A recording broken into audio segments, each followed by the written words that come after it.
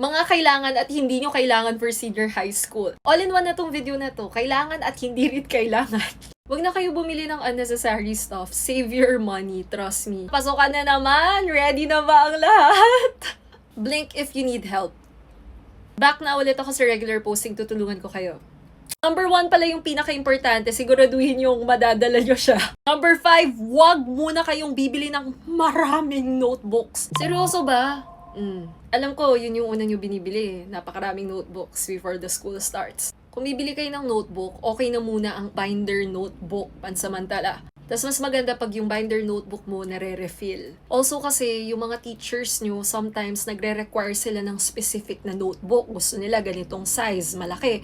Gusto nila ganitong color. Minsan nga, gusto nila ganitong brand para same daw. So mas maganda, hintayin nyo muna yung first day. Kasi sasabihin naman nung teacher kung anong kakailanganin nyo sa klase. Tapos doon kayo bibili ng mga school supplies. Number 4, school bag. Pero, kung okay pa yung school bag nyo last year, i-reuse nyo na. Hindi nyo kasi lagi kailangan ng bagong school supplies every year. Naturuan ko lang kayong maging practical, honestly. Especially in this economy. Mga crayons, nagagamit nyo ba yun lahat last year? May mga school supplies na for sure meron pa rin up to now. Yun muna gamitin nyo. I know. Gusto nyo bago lahat kasi bagong school year, bagong buhay. Talaga, magbabagong buhay ka na? Talaga? Cross your heart? Oo na, gets na yun. Pero, saan mo gagamitin yung old crayons mo, old school supplies mo? Pwede pa naman. Number 3, wag muna kayong bibili.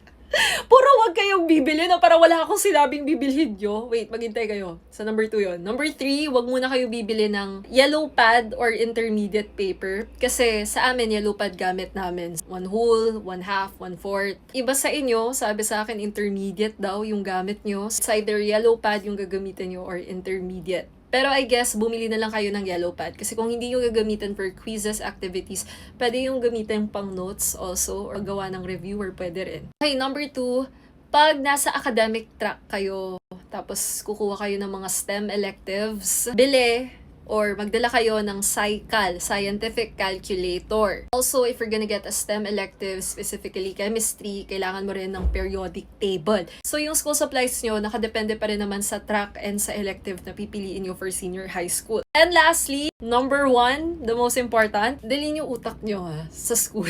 Baka makalimutan nyo. I'm just saying na you have to be mentally present as well. Nasa school ka para matuto. Dalhin yung utak nyo para matuto siya. Kung gusto nyo pa ng more school tips like this, introduce yourself tips, gusto nyo ba? Let me know. And para mapanood nyo yung mga tips na yun, anong gagawin? Follow para magkita pa tayo ulit. Bye!